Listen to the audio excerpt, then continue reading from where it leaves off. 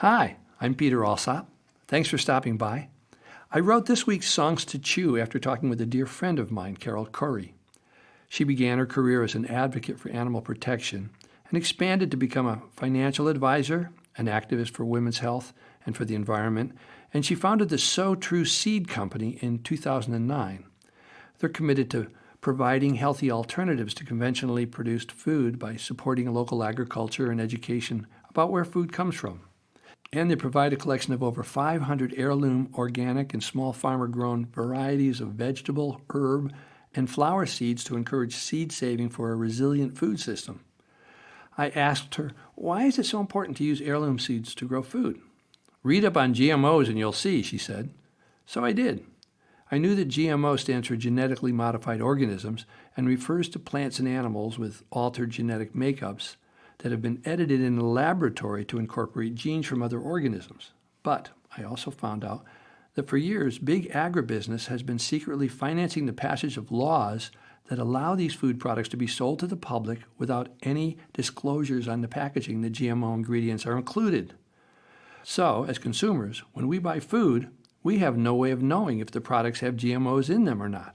That got me thinking, if there's really no public harm involved in the consumption of GMO foods, then why would the big food companies bother to do this? Why would the European Union place such strict constrictions on importing GMO food and livestock feed from the U.S. if they were not seriously concerned about endangering Europeans' health? It's amazing how little information our general public has about the food that we eat, Carol said. She's right. So many of us are clueless about the marketing of genetically modified organisms, and we still don't know exactly how our bodies interact with these foods that have been genetically altered by companies whose motives are primarily financial and not health-related. When we hear about studies done on the effects of GMOs on human consumption, the only ones who say there are no detrimental effects are the studies done by the companies who are doing the genetic modifications themselves, kind of like the oil industry studies that say that there's no such thing as global warming. I decided to write a song to help spread the word about these matters. So here, from my River of Life album, is GMO Cafe. I asked my waitress, do you know this food includes GMOs? I saw her face, her eyes got wide. She shrugged her shoulders, she replied, GMOs, gee, I don't know. I don't think so. GMOs, gee, I don't know. I don't think so. I don't think so.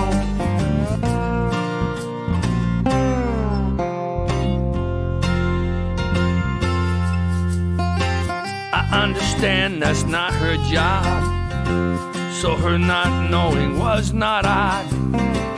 I said, can you go ask the cook? When she came back, she had that look. She said, GMOs, gee, he don't know. He don't think so.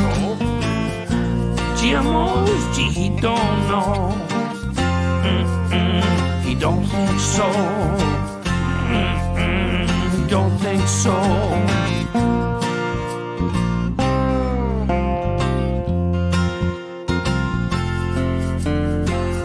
Then the owner, she came out, asked me, what's this all about?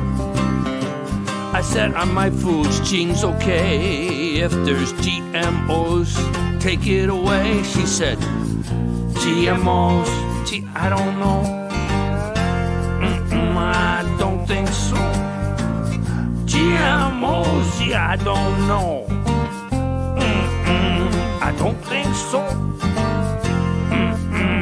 I don't think so.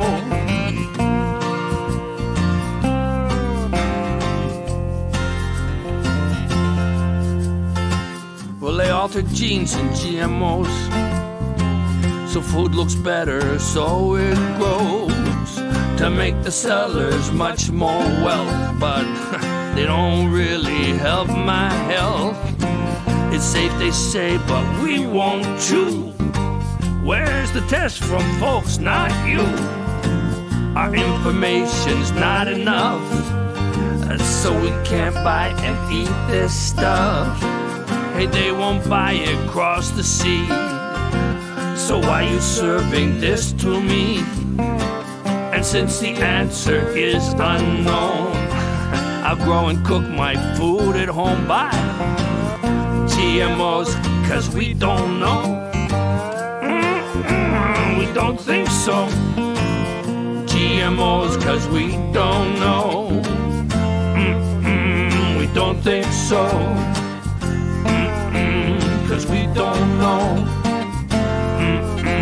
Cause we don't know. Cause we don't know. Our information's not enough. So we can't buy and eat this stuff. Oh, sorry. Yeah. Well, there are plenty of reasons why more research needs to be done on GMOs. We need to stand up for our health and the health of our families and demand lots more transparency from agribusiness and gather independent research facts from outside sources. Just think about eating vegetables with undisclosed genetic modifications. We may very well be eating animal genes that have been spliced onto the vegetable genes to produce a more marketable product. That would upset some of us who are vegetarians or vegans. That could also run contrary to someone's religious beliefs and preferences, or even worse, cause a medical emergency if they happen to have a food allergy. And it's all because we're not sure what we're eating, because the laws don't require proper labeling. Some of the genetic modifications specifically enable trademarked GMO plants to withstand powerful herbicides and pesticides, which are then sprayed on them to kill insects and other plants around them. And yet, these same toxic chemicals also kill many of the beneficial insects that help to pollinate plants. GMOs have unexpected side effects that run throughout the entire food chain.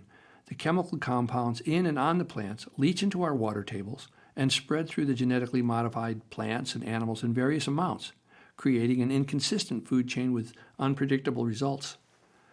People who have consumed GMO food complain about developing allergies and other long-term health conditions. Research shows that laboratory mammals fed GMOs suffer adverse effects that include damage to their kidneys, liver, adrenal glands, spleen, and heart. And we know without a doubt that herbicide and pesticide residues are harmful to human health.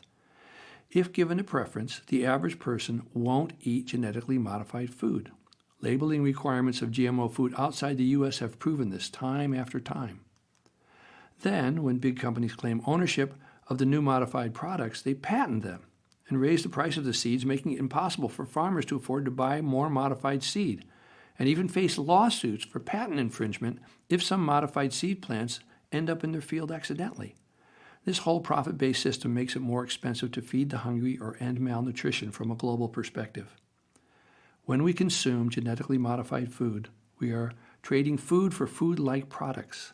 The effects of eating GMO foods has not yet been studied long enough to keep us safe. The technology isn't old enough to produce accurate data.